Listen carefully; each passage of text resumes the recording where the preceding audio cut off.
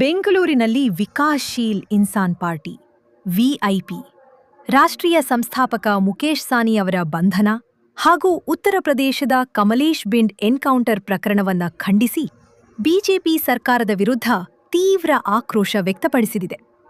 Press ಕ್ಲಬ್ನಲ್ಲಿ ನಡೆದ ಪತ್ರಿಕಾಗೋಷ್ಠಿಯಲ್ಲಿ ಪಕ್ಷದ ರಾಜ್ಯಾಧ್ಯಕ್ಷ ಮೋಹನ್ ಕುಮಾರ್ ಬಿಕೆ ಕೇಂದ್ರ ಮತ್ತು ಉತ್ತರ ಪ್ರದೇಶ ಸರ್ಕಾರದ ವಿರುದ್ಧ ವಾಗ್ದಾಳಿ ನಡೆಸಿದರು. ನಗರದ ಪ್ರೆಸ್ ಕ್ಲಬ್ನಲ್ಲಿ ನಡೆದ ಪತ್ರಿಕಾಗೋಷ್ಠಿಯಲ್ಲಿ ಮಾತನಾಡಿದ ವಿಕಾಸಶೀಲ್ ಇನ್ಸಾನ್ ಪಾರ್ಟಿಯ ರಾಜ್ಯಾಧ್ಯಕ್ಷ ಮೋಹನ್ ಕುಮಾರ್ ಬಿಕೆ, ಉತ್ತರ ಪ್ರದೇಶದಲ್ಲಿ ಪ್ರಜಾಪ್ರಭುತ್ವದ ಕಗ್ಗೊಲೆ ನಡೆಯುತ್ತಿದೆ ಎಂದು ಆರೋಪಿಸಿದರು.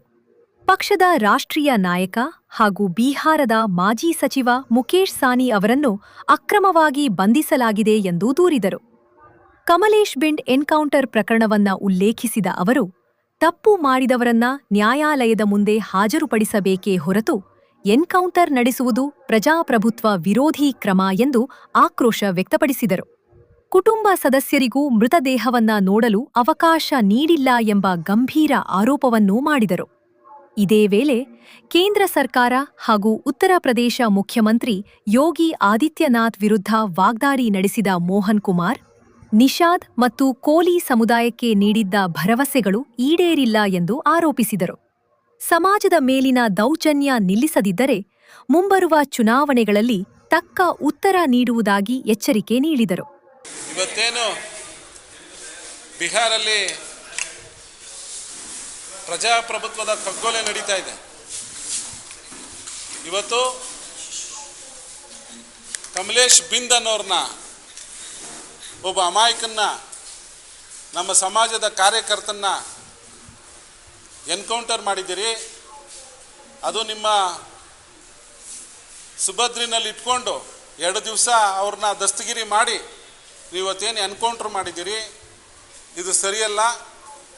ಈ ಒಂದು ವಿಚಾರವಾಗಿ ನಮ್ಮ ರಾಷ್ಟ್ರೀಯ ನಾಯಕರು ಮುಕೇಶ್ ಸೈನಿಯವರು ಆ ಒಂದು ಫ್ಯಾಮಿಲಿಗೆ ಸಾಂತ್ವನ ಹೇಳಲಿಕ್ಕೆ ಏನಲ್ಲಿಗೆ ಅವ್ರ ಮನೆಗೆ ಭೇಟಿ ನೀಡೋ ಸಂದರ್ಭದಲ್ಲಿ ಅಲ್ಲಿನ SP ಮುಖಾಂತರವಾಗಿ ಪೊಲೀಸ್ನವ್ರು ಬಂದು ಅವ್ರನ್ನ ಅರೆಸ್ಟ್ ಮಾಡಿ 5-6 ಗಂಟೆಗಳ ಕಾಲ ಅವ್ರನ್ನ ಒಂದು ಕೊಠಡಿನಲ್ಲಿ ಇಟ್ಕೊಂಡು, ಮತ್ತು ನೀವು ಸಾಯಂಕಾಲ ತಗೊಂಡೋಗಿ 100 ಕಿಲೋಮೀಟರ್ ದೂರದಲ್ಲಿ ಬಿಟ್ಟು ಬಂದಿದ್ದೀರಿ.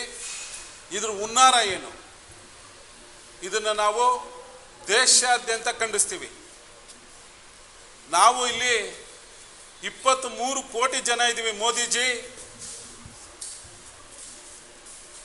23 ಕೋಟಿ ಜನ ನಾವು ನಿಮ್ಮ ವಿರುದ್ಧ ತಿರುಗಿ ಬಿದ್ದರೆ ಏನಾಗುತ್ತೆ ಅಂತ ನಿಮಗೂ ಅರ್ಥ ಆಗುತ್ತೆ. ಮುಂದಿನ ದಿನಗಳಲ್ಲಿ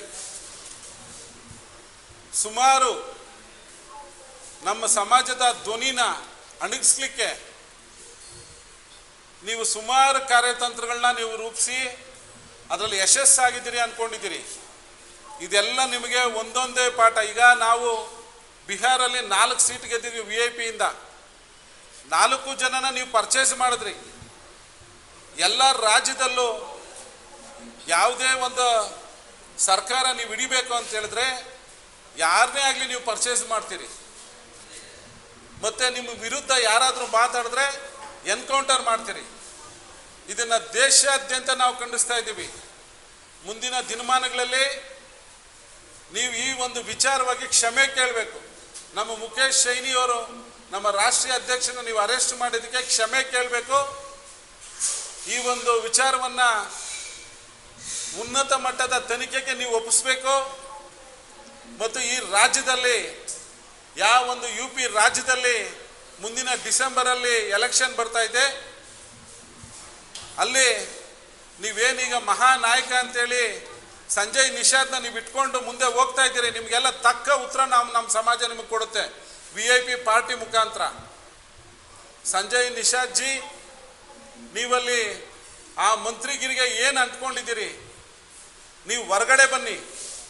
ಇವತ್ತು ಸಮಾಜದ ಅಮಾಯಕರ ಮರಣ ಹೋಮ ನಡೀತಾ ಇದೆ. ನೀವು ಹೊರಗಡೆ ಬಂದು ಇದನ್ನೆಲ್ಲ ಖಂಡಿಸ್ಬೇಕು. ಇಲ್ಲ ಅಂದರೆ ಸಂಜಯ್ ನಿಷಾದ್ ಜಿನೂ ನೆಕ್ಸ್ಟ್ ಸೋಲ್ತಾರೆ. ಅಲ್ಲಿ ನಾವು BJPನ ಸೋಲಿಸಿ ಮನೆಗೆ ಕಳಿಸ್ತೀವಿ. ನಮ್ಮ ತಾಕತ್ತು ಬರೀ ಉತ್ತರ ಪ್ರದೇಶ್, ಬಿಹಾರ್, ಮಧ್ಯಪ್ರದೇಶ್, ಮಹಾರಾಷ್ಟ್ರ, ಕರ್ನಾಟಕ, ತಮಿಳುನಾಡು, ತೆಲಂಗಾಣ ಆಂಧ್ರ ಪ್ರದೇಶ್, ಕೇರಳ ಎಲ್ಲೆಲ್ಲಿ ನೀರಿದೆಯೋ ಅಲ್ಲೆಲ್ಲ ನಾವು ಬೆಸ್ತ ಸಮುದಾಯ ಇದ್ದೀವಿ.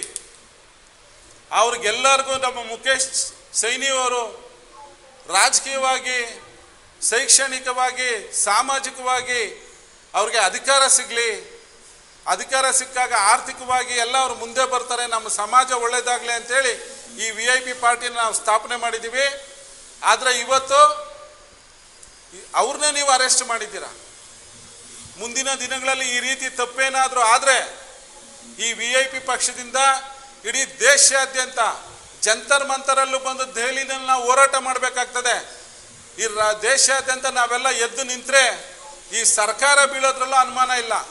ಹಾಗಾಗಿ ದಯವಿಟ್ಟು ನೀವು ಈ ಒಂದು ವಿಚಾರವಾಗಿ ಕ್ಷಮೆ ಕೇಳಬೇಕು, ಉನ್ನತ ತನಿಖೆಗೆ ಆದೇಶ ಮಾಡಬೇಕು ಅಂತೇಳಿ ನಮ್ಮ ಆಗ್ರಹಿಸ್ತಾ ಇದ್ದೀವಿ.